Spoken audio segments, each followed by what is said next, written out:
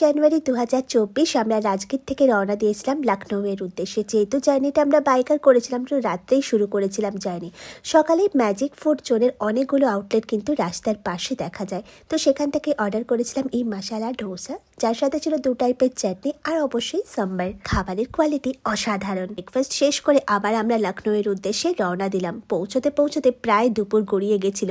তো হাইওয়ের ধারে অনেকগুলো ফুড স্টল দেখে একটিতে দাঁড়ানো হয়েছিল, যাতে সার্ভ করা হয়েছিল একটা ভেজ থালি, রুটি, মাটার পোলাও, আরহার ডাল, ঘুগনি, সর্ষের শাক, স্যালাড আর সামান্য একটু আচার আর এই ডিম ভাজা এক্সট্রা অর্ডার করতে হয়েছিল।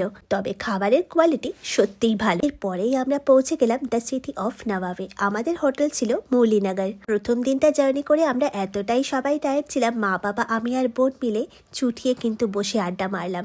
তারপরেই সন্ধেবেলা একটু বেরিয়েছিলাম। রাতের লখনৌ আরও বেশি সুন্দর। পরের ভিডিওতে থাকবে রাতের খাবার।